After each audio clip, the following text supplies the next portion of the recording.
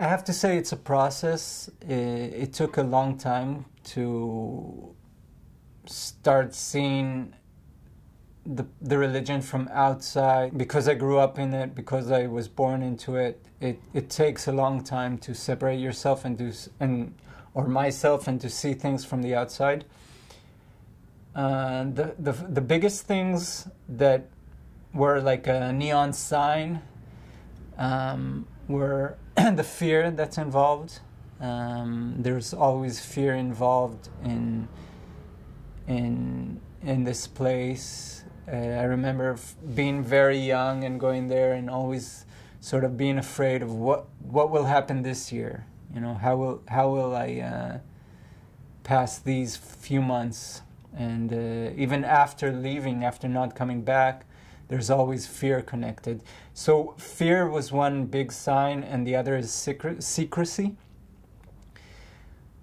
which, if something, generally speaking, with a religion, I don't see a need for secrecy. I think once secrecy and fear are involved, for me, those were big neon signs that something isn't right.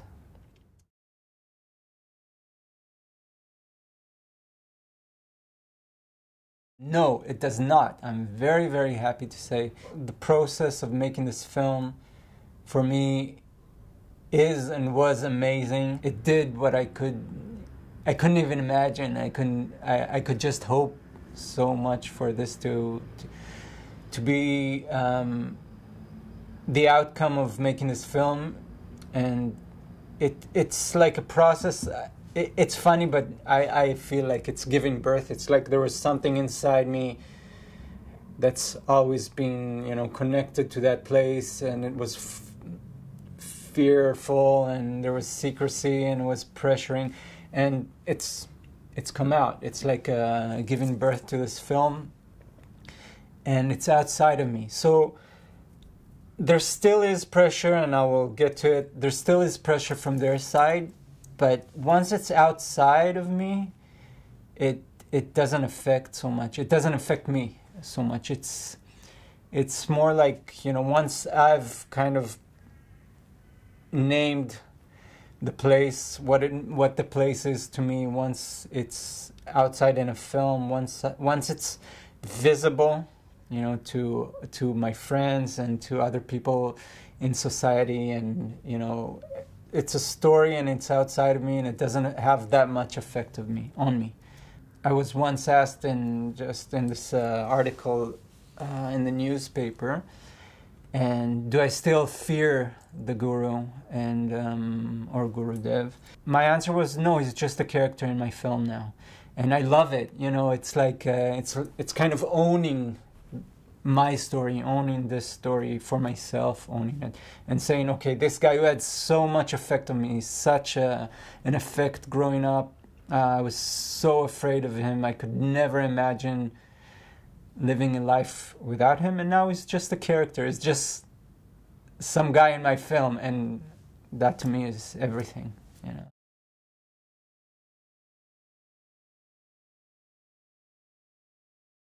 The camera was an amazing help for me. I've first held a camera when I was 13 years old, actually 12, at a party with friends of my parents. And the moment I felt it, the moment I held it, I felt that it's a protection for me. It's always been like holding a camera. It's always been a protection from the outside. It filters the outside. So during filming, and it's visible in the film, I was many times very afraid, out of my skin with fear. But having this camera protecting me, shielding me from the outside, and even having it on me, just documenting, it just felt like there's someone with me. Normally, or at least before the filming, I used to be very uncomfortable being on camera. So this was also part of a journey to get used to, and kind of I think seeing what I was asking and demanding of my friends from the ashram, you know, expose yourself, be on camera, expose yourself.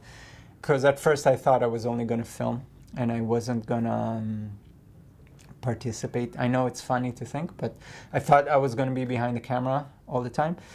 And slowly watching my friends expose themselves and be brave and open on camera, I understood that I have to be part of it. That if I'm asking my friends to be open, I have to be as well.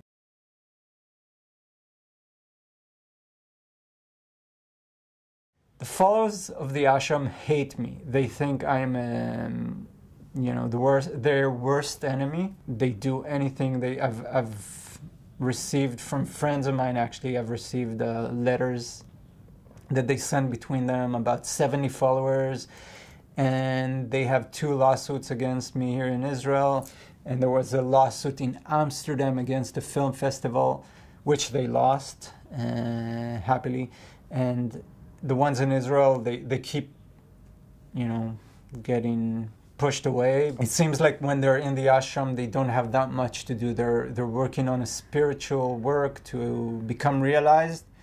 And for me, at least from the side, it seems like now they have something to do. They're fighting this great war against me and my film, who does them, you know, to their idea, it does them wrong, and it exposes them, and it talks bad about them, and blah, blah, blah.